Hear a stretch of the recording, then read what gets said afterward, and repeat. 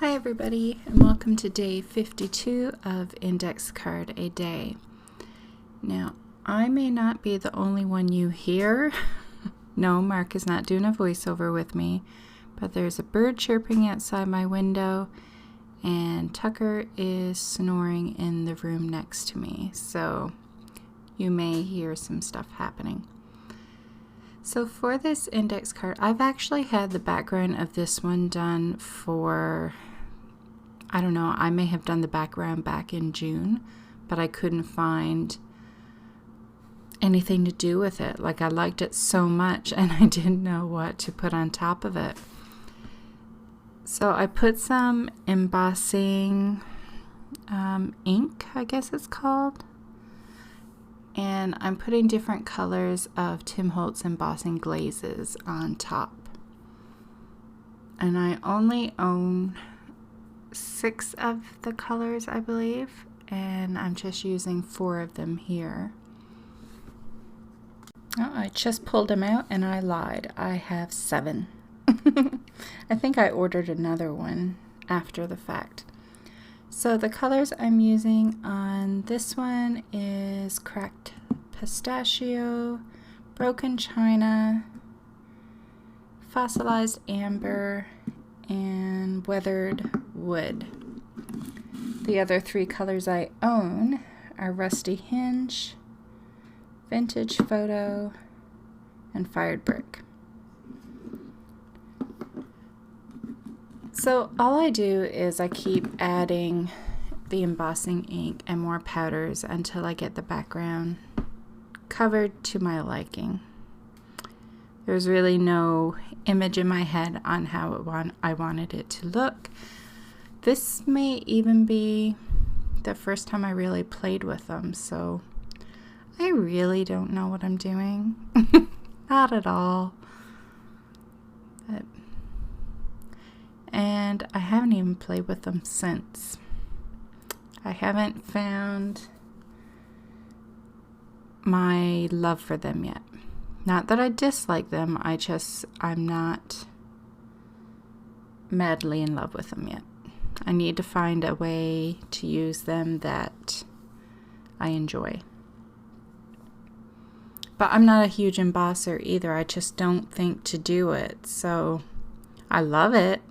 Like, I love the look of it. It doesn't come to me to do it. So I'm going over it with embossing ink again, and I'm adding a layer of Utti. Now, it's Utti or UT. It's UTTEE, I believe, which is like a thick embossing powder, like clear. And then I'm putting it through this honeycomb style Tim Holtz embossing folder,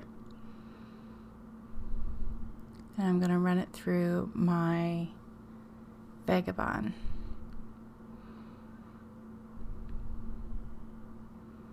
And that is when the magic starts to happen.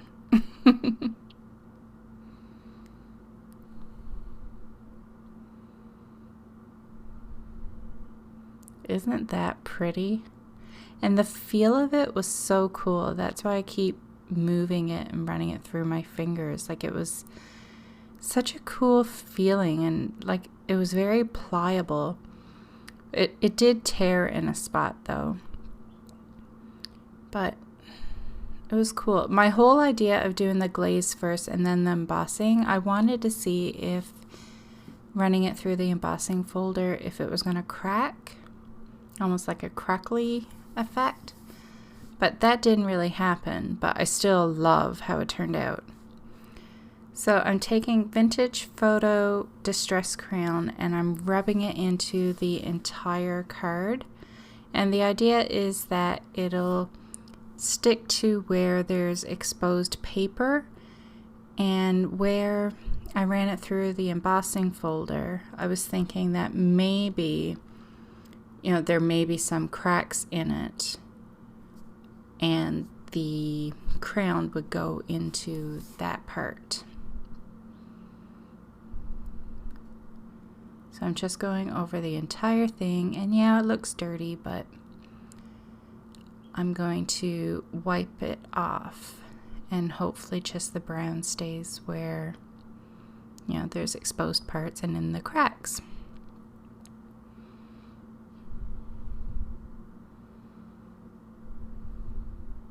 Like, I really love how this one turned out, and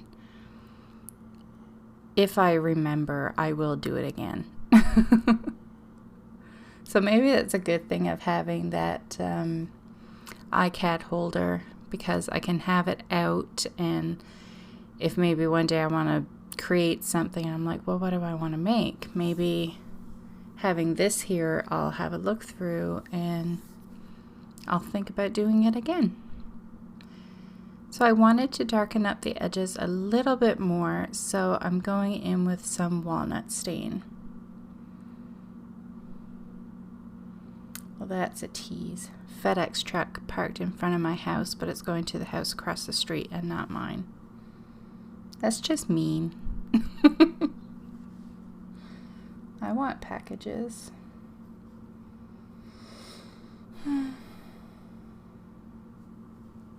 Nothing for me. So anyway, I guess I am doing a voiceover, aren't I? Yeah. I'm just doing the same technique as I did with a vintage photo, but just going around the edges.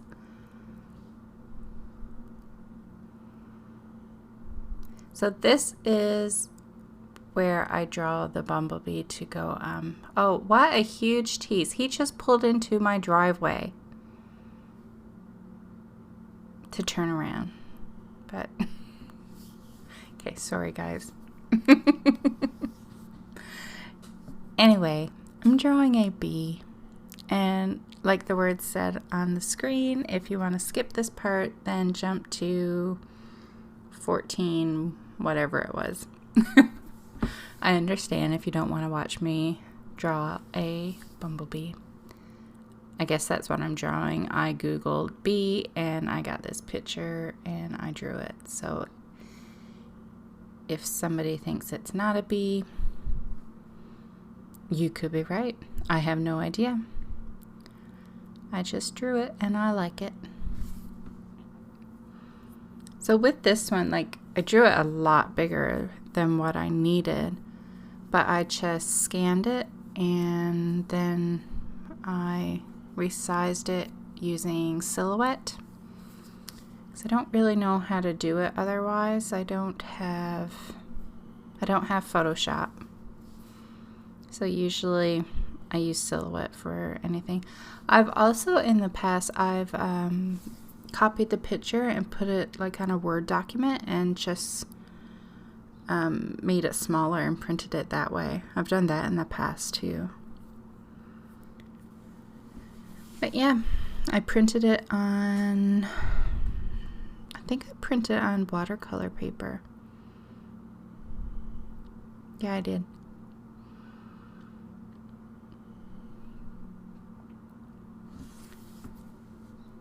So I'm just going to play some music while I'm drawing this bumblebee, and that way if people skip, they're not missing me saying anything either. Not that I'm really talking about anything important here, just delivery men not bringing me packages. Enjoy.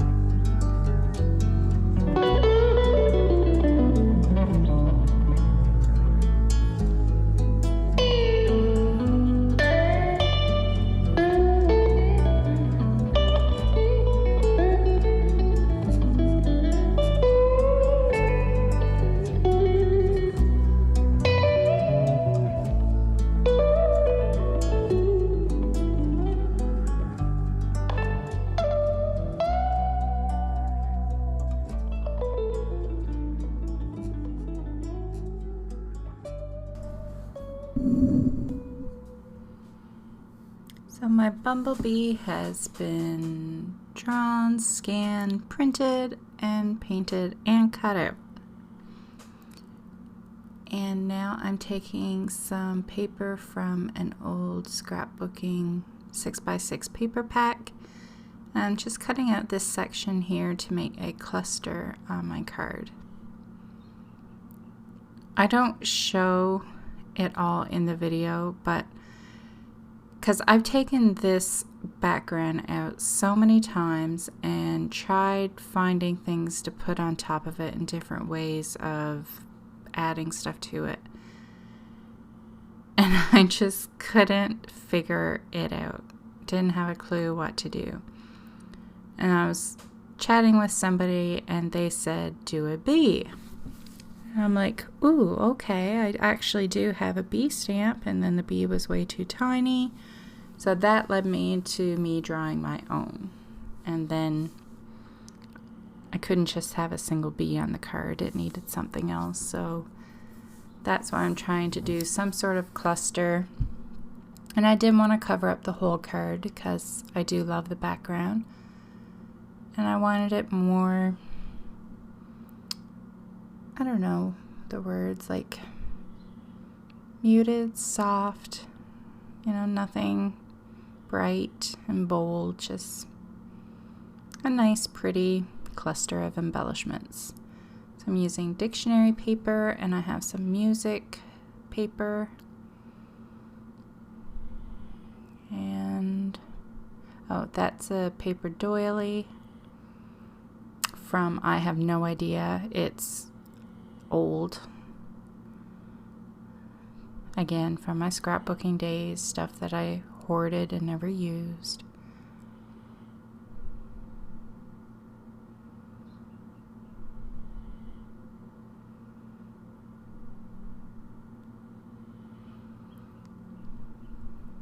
I fuss around so much with trying to decide where to place things.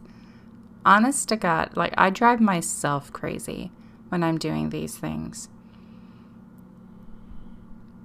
I can only imagine how frustrating it must be to watch. And I edited some of it out because I'm like, yeah, you don't need to see me put that there, take it out, put it there, take it out. Oh, goodness. So I wanted to color this a bit, but I didn't want it to be like completely colored in.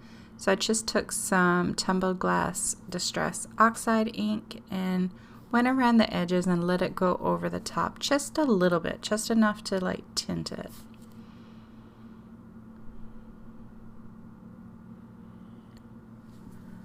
And I have I don't know, those chipboard quotes things from Tim Holtz.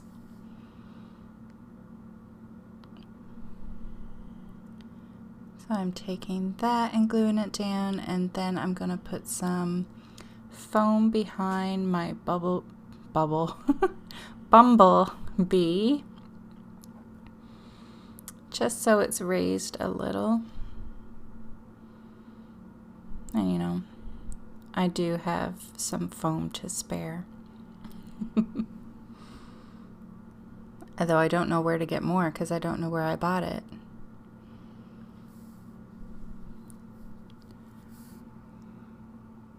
And then I still felt like it needed more, so that smart friend that I was chatting with said, what about like, you know, how they do like the messy thread? I thought, awesome. So done.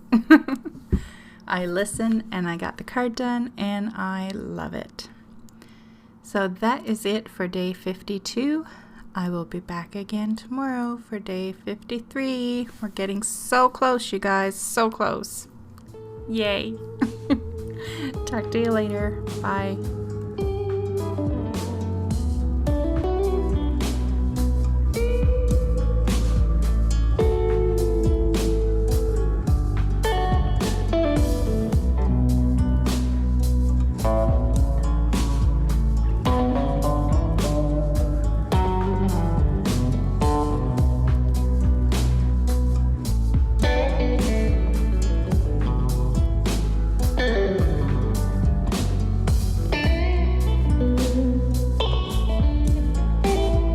Thanks so much for stopping by. Let me know if you like my videos by leaving me a thumbs up and subscribe to my YouTube channel. You can also head over to my Instagram account and say hi to me over there. If you have any video requests, leave a comment down below and I'll see what I can do. And don't forget to check out my other videos.